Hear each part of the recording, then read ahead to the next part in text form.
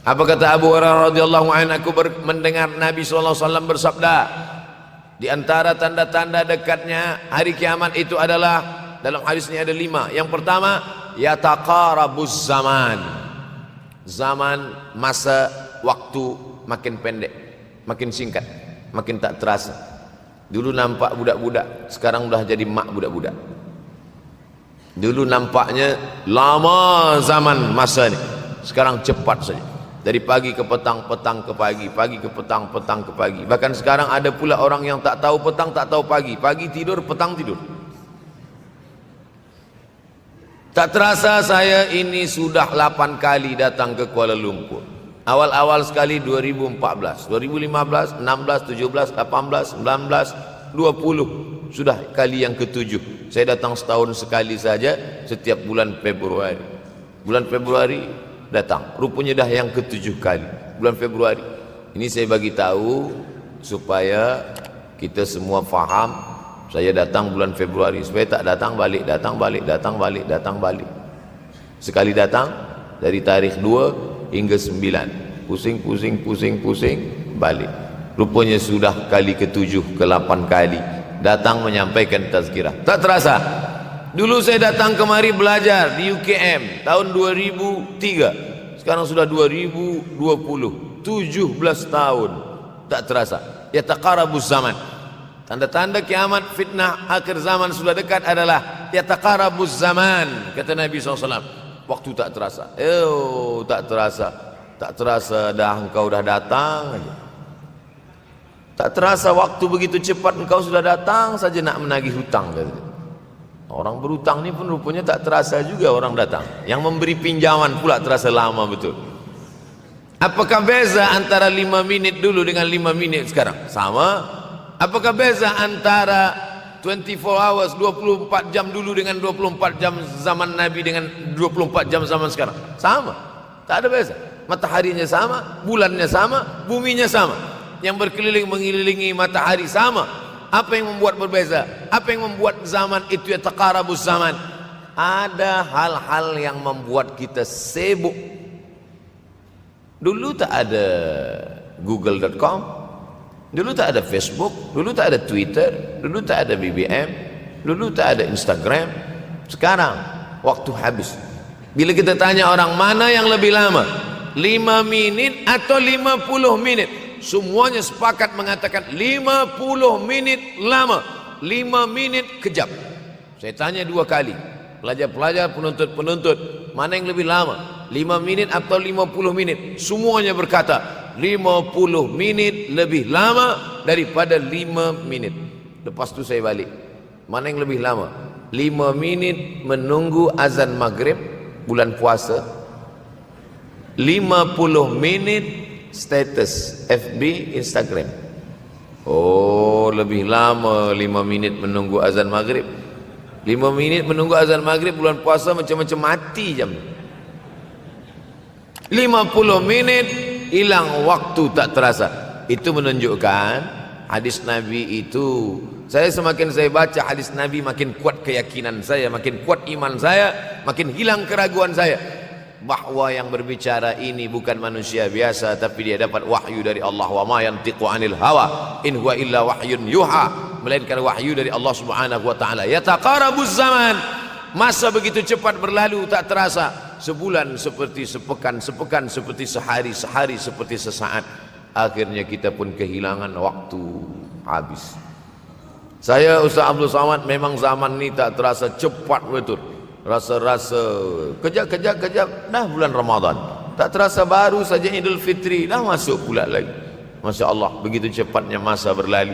Maka jangan sampai kita, saya semakin saya baca hadis ini semakin kuat keyakinan saya bahwa Nabi Muhammad sallallahu alaihi wasallam mendapat wahyu dari Allah Subhanahu wa taala. Semakin kuat keyakinan dan keimanan. Kenapa? Seandainya Nabi berkata zaman nanti di akhir zaman itu semakin cepat, semakin dekat, semakin berlalu tak terasa, tapi kemudian zaman yang kita lalui tak sama seperti yang dikatakan Nabi. Mungkin datang juga keraguan dalam hati, betulkah ini? Tapi ternyata 1441 tahun lampau, 1440 tahun yang lalu Nabi mengatakan dan hari ini terbukti zaman begitu cepat berlalu. Masya Allah, tabarakallah, hari inilah ditemukan internet, hari ini datang television, hari ini datang WhatsApp, hari ini datang yang melalaikan kita daripada Allah subhanahu wa ta'ala. Sehingga waktu datang sembang-sembang, cerita-cerita, tengok ini, update ini, tulis ini, tengok ini, pandang ini, habis waktu berlalu. Padahal waktu inilah yang akan ditanya oleh Allah subhanahu wa ta'ala. 6 kali Allah bersumpah demi waktu. Terbit fajar, wal fajri wa layalin ashr, masuk waktu subuh, was subhi idza tanaffas, masuk waktu duha, wad duha wal laili idza saja, masuk waktu siang, wan nahari idza tajalla, masuk waktu asar, wal asri innal insana lafi khusr, masuk waktu malam. 2 kali Allah bersumpah demi waktu malam, wal laili idza saja wal laili idza yaghsha. Kenapa hadis ini yang Ustaz bahaskan? Kami nak mendengar hadis tentang Dajjal dah lahir atau belum? Dajjal dah hadir. Mana bukti Dajjal dah hadir? Kurma bisan tidak lagi berbuah. Bila kurma bisan tidak berbuah, Dajjal dah nak datang. Kurma bisan sekarang sudah berkurang, tak berbuah.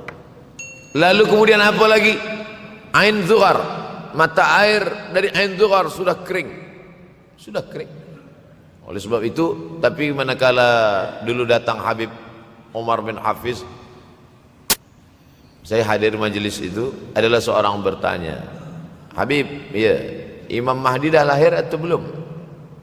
Saya tengok Habib menjawab, sepertinya dia macam tak suka pertanyaan. Kata dia, kita tak perlu mencari-cari dia dah lahir atau belum, kampung dia di mana, dia lahir di hospital mana, dia tak perlu. Yang perlu kita siapkan adalah iman dan takwa pengetahuan kita, supaya kita jangan sampai terkecoh, supaya kita boleh membezakan mana hak, mana batil, mana betul, mana salah, mana lurus, mana bengkok, mana hitam, mana putih. Sehingga dengan istiqomahnya kita beribadah ini, kita boleh membezakan mana Al-Masih yang original, yang asli, mana Al-Masih Ad-Dajjal. Makanya tadi sebelum salam kita berkata, Allahumma inni a'udzubika min azabi jahannam, wa min azabil qabri, wa min fitnatil mahya wal mamat, wa min syarri fitnatil masihid Dajjal. Membaca, menghafaz 10 ayat di awal surah Al-Kahfi. Siapa yang menghafaz 10 awal ayat, hadis lain mengatakan 10 akhir, 10 awal 10 akhir, elok dua-duanya. Tapi Masya Allah, tabarakallah, anak-anak kita yang pakai jubah, pakai sorban putih ini, daripada tahfiz Quran, mereka tidak hanya menghafaz 10 awal 10 ujung, dari awal sampai ujung dia hafaz, 30 juzuk dia hafaz. Mudah-mudahan anak-anak kita penghafaz Al-Quran. Allahumma ja'al abna'ana wa banatina min huffazil Quran wal hafizat. Jadikan anak-anak kami menjadi para penghafaz Al-Quran, ya Allah, supaya selamat dia daripada fitnah Al-Masih Ad-Dajjal. Tapi saya pilihkan hadis tentang yang 5 ini. Dengan 5 ini kalau kita amalkan, insya Allah Allah akan selamatkan kita dari fitnah akhir zaman ini. Yang pertama, manfaatkan waktu, kerana waktu di akhir zaman ini yataqarabuz zaman, kerana waktu semakin dekat tak terasa hilang berlalu. Maka isilah waktu ini dengan ibadah. Jangan sampai ada waktu yang kosong.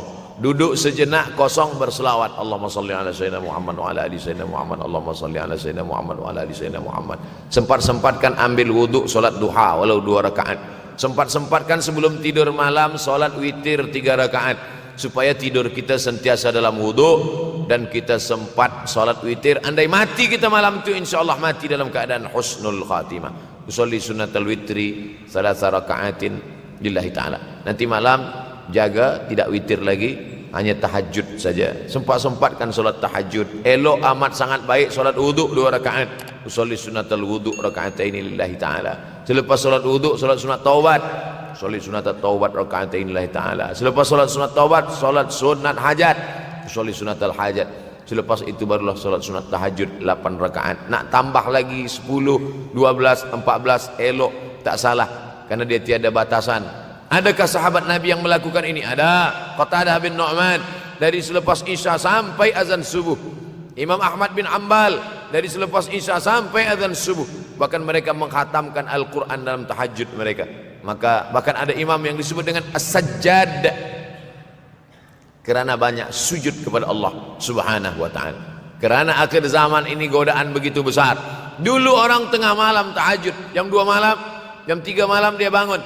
Kerana dia membaca hadis sab'atun yudhilluhumullah. Ada 7 golongan yang mendapatkan naungan Allah. Yauma la dhilla illa dhilluh. Hari itu tak ada naungan kecuali naungan Allah. Rajulun, ada seseorang. Zakarallah, dia berzikir mengingat Allah. Khalian, di tengah malam, tak ada manusia. Fafadat ainahu, menetes air matanya. Maka yang pertama ini, jangan sampai kita kehilangan waktu. Kerana waktu, al-waktu kasaif. Waktu ini seperti pedang. Illam taqta'hu qata'aka. Kalau tidak kau patahkan dia. Kalau kau dapat pedang, patahkan. Sebab kalau tidak kau patahkan, dia yang akan memotong engkau, mematahkan tulang-tulang engkau. Waktu ini kalau tidak kita manfaatkan, kita akan ditanya tentang waktu, kemana saja waktu yang sudah kau pakai. Inna sam'a, pendengaran, wal basar, penglihatan, wal fuad, hati, kullu ulaika kana anhu mas'ula. Semua akan disoal, semua akan diminta tanggung jawab di hadapan Allah. Kemana waktu yang sudah aku bagi dulu engkau pakai? Yang pertama nanti ditanya, la tazulu qadama 'abdin yaumal qiyamah. Kaki anak Adam tidak akan bergeser, tidak akan beralih dari tempat tegaknya pada hari kiamat. Hatta yus'al, sampai dia disoal, sampai dia ditanya. La tus'alunna yawma idzin 'anin na'im. Banyak yang akan ditanya nanti. Tapi Nabi bagi tahu, di antara yang akan ditanya dari sekian banyak nikmat itu, 4. Yang pertama, an umrihi fima afnah. Umur kemana engkau habiskan? Hari ini ada anak-anak muda belia umurnya 17 tahun. 17 tahun habis menghafaz Al-Quran. 17 tahun habis iktikaf dalam masjid. 17 tahun habis berzikir, berjubah, bersorban, mengabdikan ilmu, berkhidmat kepada ulama. 17 tahun habis. Tapi ada pula yang dibalik, 71 tahun habis. Rumah, office, kopi, rumah, office, kopi, rumah, office, kopi, batuk, mati, habis. Apa yang dapat kita bawa menghadap Allah SWT? Yang pertama, yataqarabuz zaman. Yang kedua adalah wa yanqusul ilmu. Ilmu semakin berkurang. Kalau sudah ilmu berkurang, apa yang bertambah? Jahil. Kalau ilmu bertambah, jahil berkurang. Kalau ilmu berkurang, jahil bertambah. Mana ada orang jahil cakapnya didengar orang? Saya dulu awal-awal membaca hadis ini, wayang kusul ilmu berkurang, jahil bertambah. Rasanya tak mungkin, tak logik, tak masuk akal. Mana ada orang tak berilmu cakap dia didengar? Sekarang baru saya faham. Dulu orang tak berilmu ditinggalkan orang. Sekarang orang tak berilmu, asal dia pandai berbicara, dia akan didengar orang. Bahkan orang jahil pula punya channel. Apa namanya? Jahil.com. Orang jahil punya channel. Banyak pula follower dia daripada follower kita. Banyak pula viewer dia daripada viewer kita. Sebab apa? Sebab yang menyaksikan tiada berilmu, yang berbicara tiada ilmu. Oleh sebab itu maka kita galakkan menuntut ilmu di majlis-majlis ilmu. Untuk apa Abdul Somad sudah berumur 43 tahun pun masih pergi juga lagi ke Sudan belajar? Apa yang nak dicari ini? Tak lain tak bukan, mudah-mudahan kita termasuk orang yang sampai akhir hidupnya mencari ilmu, insyaAllah. Saya datang kemari bukan niat mengajarkan ilmu. Saya datang ke Malaysia tetap niatnya belajar mencari ilmu. Man salaka tariqan, siapa yang melangkahkan kaki melalui suatu jalan, yaltamisu fihi ilman, siapa yang melalui suatu jalan niatnya untuk mencari ilmu, sahalallahu lahu bihi tariqan ilal jannah, dimudahkan Allah jalannya menuju surga. Innallaha la yantazi'ul ilma intiza'an. Innallaha la yanzi'ul ilma intiza'an. Allah kalau mencabut ilmu, bukan macam mencabut pokok kayu dari tanah. La yantazi'ul ilmu intiza'an. Allah tidak mencabut ilmu macam mencabut pokok kayu dari tanah hingga ke akarnya, tidak. Lalu bagaimana ilmu ini dicabut? Biqabdil ulama. Dengan matinya ulama, maka habislah ilmu. Meninggal Imam Syafi'i, berkurang ilmu. Meninggal Imam Nawawi, berkurang ilmu. Meninggal Imam Fulan, berkurang ilmu. Maka yang hadir adalah al-juhala. Yang lebih menakutkan lagi adalah al-juhala bithawbil ulama. Orang jahil dengan pakaian ulama. Abdul Somad tidak mengatakan dirinya ulama. Saya selalunya membacakan ayat Quran, membacakan hadis Nabi, menyampaikan fatwa ulama. Tak pernah saya berceramah, bertausiah. Menurut saya, siapa saya? Siapa kita? Syafi'i manusia, saya manusia. Syafi'i boleh berfatwa, saya juga boleh berfatwa. Imam Syafi'i berfatwa Al-Quran 30 juzuk dalam kepala dia. Kita juzuk 30 pun kadang-kadang hilang. Imam Syafi'i balik dari masjid ke rumah, dia tutup telinga. Datang orang bertanya, Syafi'i, ya, kenapa engkau tutup telinga? Sebab bila aku dengar dari masjid ke rumah, semua yang aku dengar masuk tu semua aku ingat. Aku takut dia ingat di dalam, maka aku tutup. Kita, yang saya sampaikan tadi pun tak ingat. Oh, Ustaz mengejek kami, enggak. Jangankan yang mendengarkan, yang bercakap pun tak ingat. Nasib baik datang orang Jepun mengingatkan kita. Nah, ini nama dia Sony. Manusia ini lupa. Oleh sebab itu maka yang kedua, akhir zaman, wa yanqusul ilmu makin kurang. Maka bersyukur anak-anak yang dimasukkan ke rumah tahfiz. Kalau ada rumah tahfiz di kampung biasa, kalau ada rumah tahfiz di desa, dusun biasa, tapi ada tahfiz di tengah kota besar Kuala Lumpur, masih ada lagi rumah tahfiz Quran. Siapa yang mewakafkan rumah tahfiz? Siapa yang memberikan beras? Siapa yang memberikan duit? Siapa yang memberikan belanja? Siapa yang mengirimkan ustaz? Masya Allah, tabarakallah. Maka ini semua mudah-mudahan kita istiqamah semuanya insyaAllah. Supaya apa? Supaya lahirlah anak-anak kita yang alim, berilmu. Karena ini makin banyak orang jahil. Al-ftau bi ghairi ilmin, memberikan tazkirah, fatwa tanpa ilmu. Dhalla wa adalla, dhallu wa adallu, sesat, menyesatkan. Kalau setakat sesat saja, ini sudahlah sesat, menyesatkan. Na'udzubillah. Masuk yang ketiga. Yang ketiga adalah wa yanqusul ilmu, setelah habisnya ilmu ini semua dicabut oleh Allah Subhanahu wa taala. Lalu kemudian setelah ilmu dicabut Allah Subhanahu wa taala, wa yulqas syuh. Wa may yuqashuha, sin dengan hak kecil. Wa may yuqashuha nafsihi fa ulaika humul muflihun. Siapa yang selamat daripada sifat syuh, itulah orang yang beruntung. Hayya 'alal falah, mari kita menuju keberuntungan, kemenangan. Siapa orang yang menang? Selamat daripada sifat syuh. Ada orang menerjemahkan syuh ini pelit, bakhil. Bakhil ada yang lebih parah daripada bakhil. Syuh. Bakhil ini, bakhil tidak ingin memberikan uangnya untuk orang lain. Itu bakhil. Dia ada uang 10 ringgit, uang itu hanya dia makan saja, dia tak mau walaupun setengah sen kepada orang lain. Itu namanya bakhil. Kalau syuh ini, duit dia simpan, duit orang pula dia makan. Nah, itu syuh. Jadi lebih parah lagi.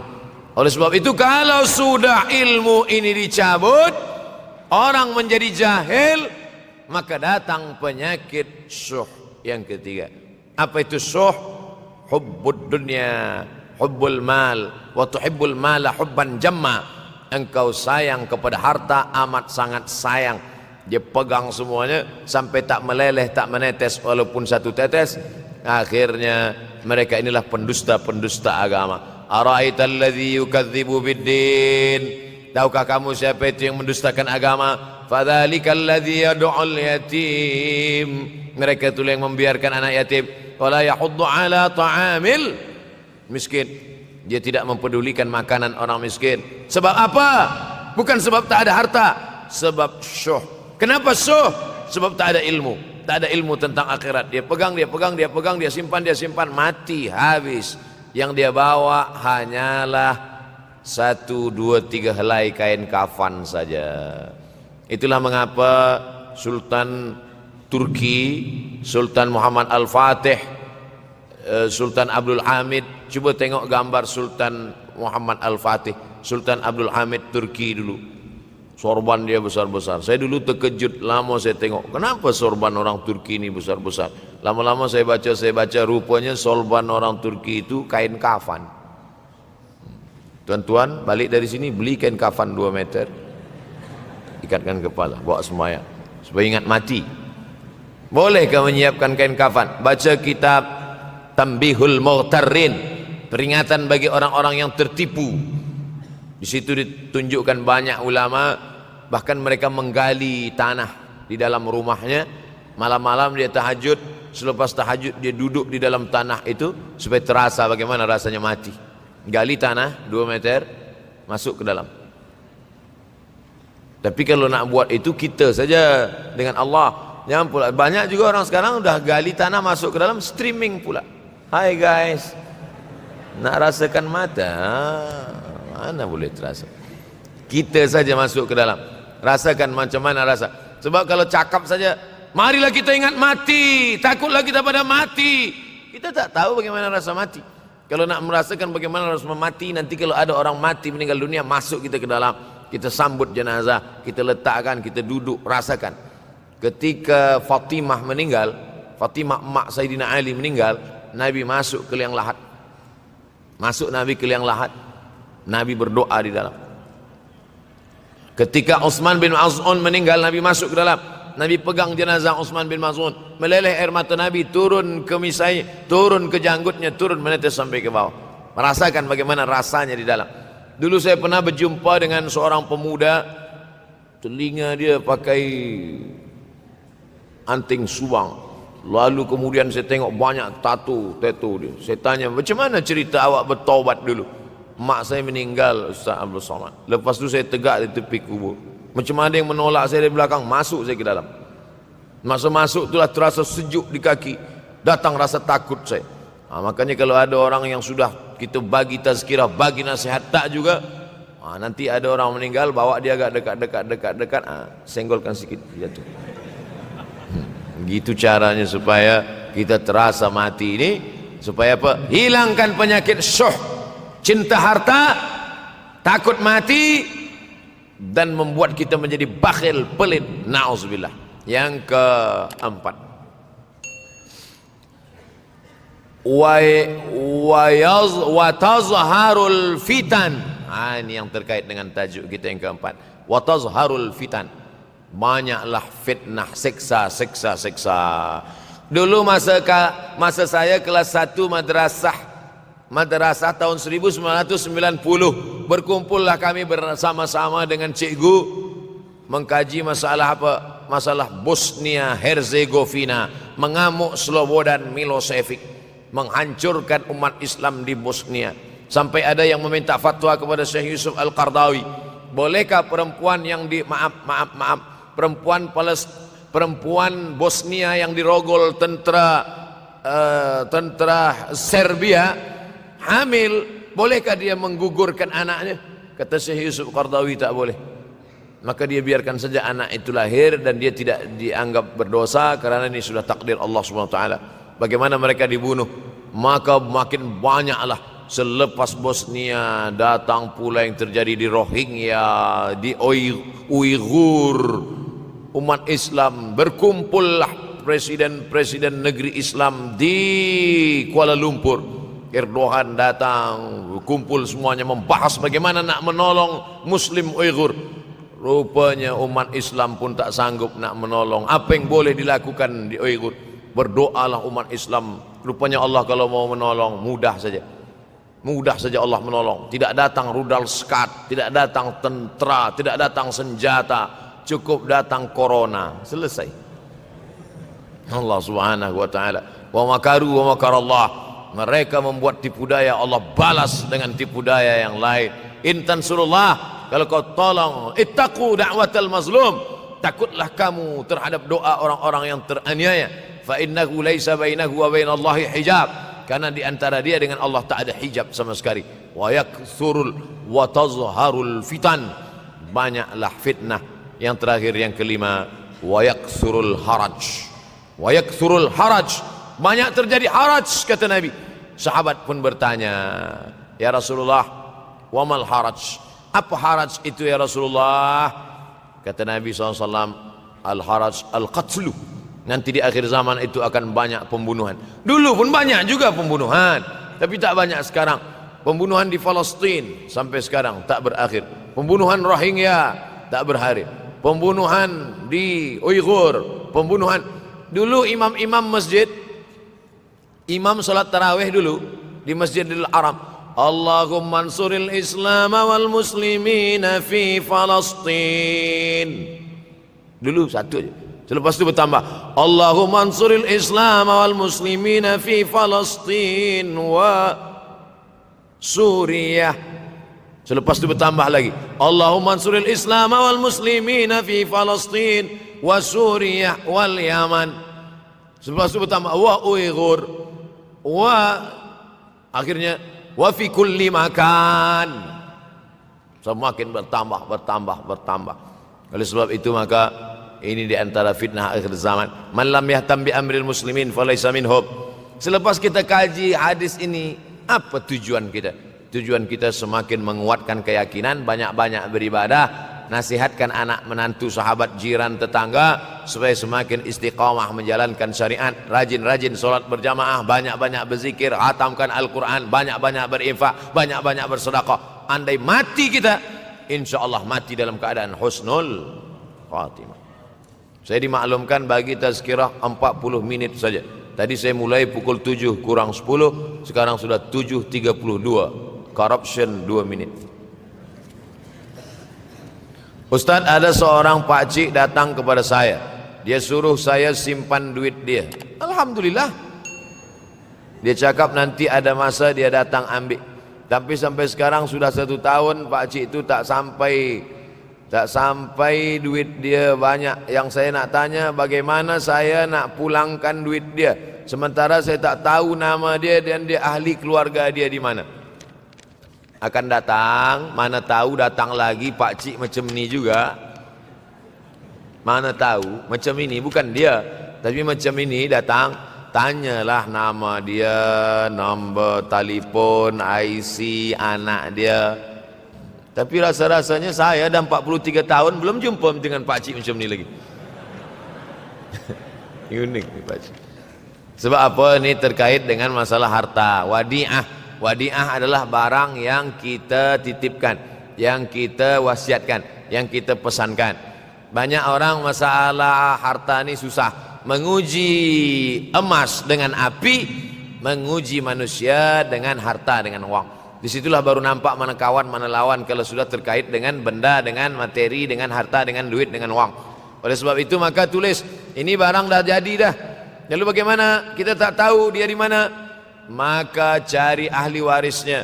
Ahli waris tak jumpa juga, balikkan kepada masalih ammah. Masalih ammah maknanya yang dipakai umat Islam secara umum. Masjid, hospital, anak yatim, usia mas, fakir miskin, bagikan kepada mereka. Bila kita ada pinjam uang orang, selepas 10-15 tahun kita nak bayar, kita tak tahu dia di mana. Anak cucunya pun sudah tak ada. Awak dah cari dia? Sudah Ustaz. Kamu dah cari anak menantu dia? Sudah. Di mana kamu cari? Di Google. Mana dapat? Carilah ke kampung dia. Tak dapat juga, maka diberikan kepada masalih ammah. Masalih ammah, kepentingan orang banyak. Kepentingan orang banyak, masjid, hospital, anak yatim, fakir miskin, orang banyak. Bolehkah saya bagi ke tahfiz? Boleh. Sebab tahfiz juga masalih ammah, orang banyak. Saya Fulan bin Fulan. Sekarang sudah terjadi banyak tanda-tanda kiamat kecil. Apakah antara tanda-tanda kiamat besar dan amalan yang boleh? Di antara tanda kiamat besar, datangnya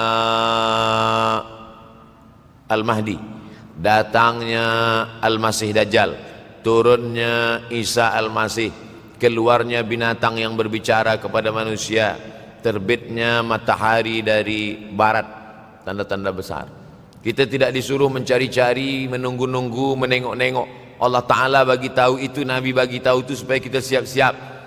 Kalau kita dibagi tahu kamu akan mati, Abdul Somad kamu akan mati, bukan saya nak cari-cari bila saya mati, lalu kemudian saya datang ke doktor, doktor tolong cek jantung saya kira-kira tahun berapa saya mati. Bukan. Bila kita dibagi tahu kamu akan mati, maka yang perlu kita siapkan adalah bekal untuk mati. Begitu juga dengan kiamat ini. Dunia akan kiamat.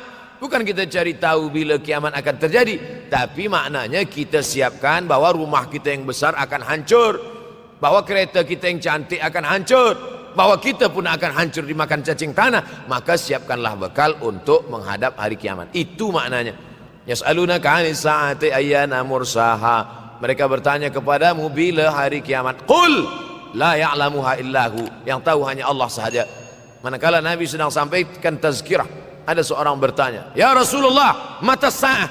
Bila terjadi hari kiamat?" Nabi tak ada jawab. Nabi tanya balik, "Ma'adatlaha?" Nabi tak jawab. "Ma'adatlaha?" Apa yang kamu siapkan untuk menyambut hari kiamat itu? Apa jawab dia? "Hubbullah wa rasul. Hubbullahi wa rasulih." Aku cinta kepada Allah dan Rasulullah. Kata Nabi SAW, cintamu kepada Allah dan Rasulullah SAW sudah menyelamatkanmu. Maka yang perlu dari pertanyaan jamaah kepada Nabi itu menunjukkan apa yang sudah kita siapkan untuk menghadapi hari kiamat.